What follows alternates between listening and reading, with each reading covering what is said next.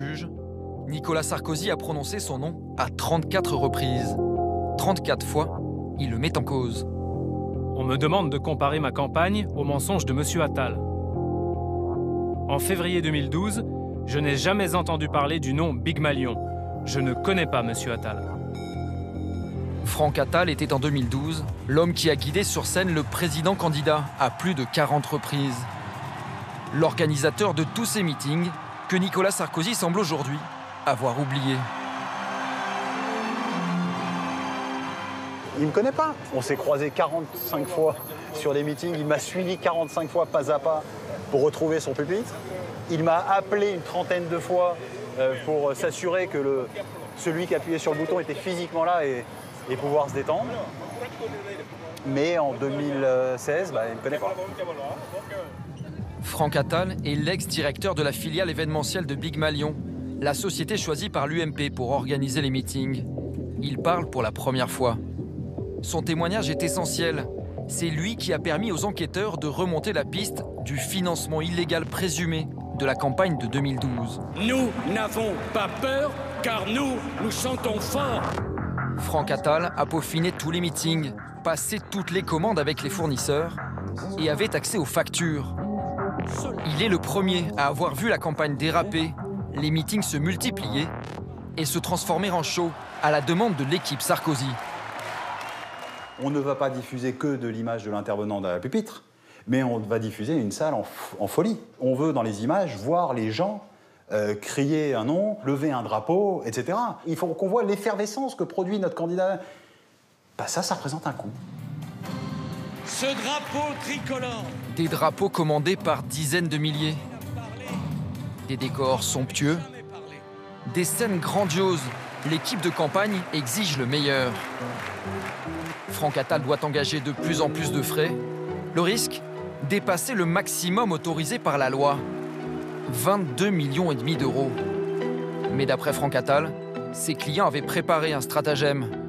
Après une dizaine de meetings, il assure avoir été convoqué par Jérôme Lavrieux, le directeur adjoint de la campagne. Jérôme Lavrieux me dit, écoute, on a un sujet, on a dépensé beaucoup d'argent, on a fait beaucoup de meetings, plus que prévu, et on a un plafond dans les comptes de campagne qui va être très vite atteint, et donc on ne va pas pouvoir continuer comme ça. Donc moi, au début, je ne comprends pas, je dis, oh, oui, donc faut arrêter les meetings. Et là, la situation, non, on ne va pas arrêter, il faut qu'on continue, on ne peut pas, il faut faire des meetings, c'est important, etc. Donc vous allez vous déplacer la facturation. Et là, sincèrement, je ne comprends pas au début. Je lui dis, c'est-à-dire déplacer la facturation. Et il dit, vous nous livrez les meetings dans les formats habituels et il y aura une partie de la facturation liée au meeting que vous allez facturer à l'UMP. Et du coup, ça nous permettra de tenir la ligne du compte de campagne. Vous réalisez que c'est grave ou pas, dès le début? Je réalise que la demande est folle et grave. C'est-à-dire, j'ai une sensation qui me dit, t'es piégé. Pourquoi exactement, je ne sais pas bien. Mais je sens qu'il y a un problème grave qui va commencer là. Et voilà comment la campagne aurait basculé dans un système de double comptabilité. Les meetings à 600 000 euros ne coûtent officiellement plus que 100 000 euros. Tous les prix sont divisés par 6 sur le compte certifié exact de la main de Nicolas Sarkozy. La différence aurait été prise en charge de manière illicite par l'UMP. Au total, 18 millions d'euros de fausses factures pour payer la campagne. Franck Attal a conservé toutes les preuves sur une clé USB remise aux enquêteurs. Mais sa version est toujours farouchement contestée par Nicolas Sarkozy devant le juge. On a Attal qui est pris la main dans le sac avec des fausses factures.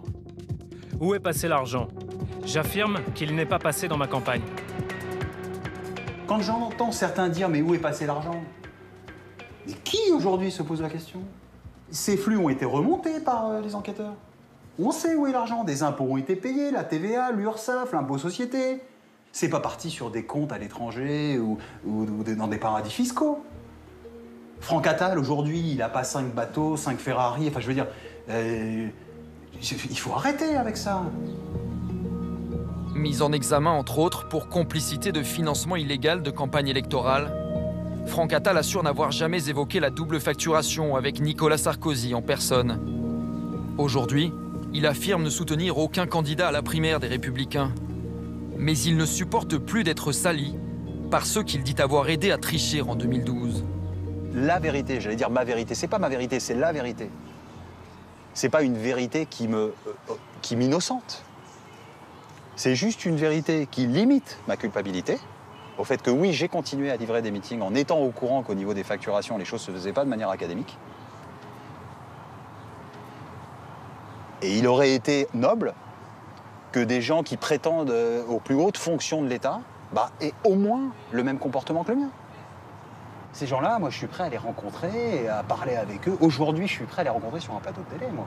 Moi, je suis prêt à m'expliquer avec Nicolas Sarkozy soi-même sur un plateau de télé et qu'on défende argument contre argument les faits qui sont relatifs à mon action, à moi, dans cette affaire. Moi, ces gens-là ne me font pas peur.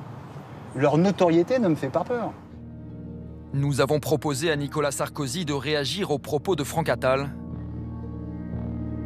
Pour l'instant, ni lui ni son entourage n'ont souhaité répondre à nos questions. Voilà pour cette enquête. Notez que le magazine Envoyé spécial y reviendra plus longuement dans son premier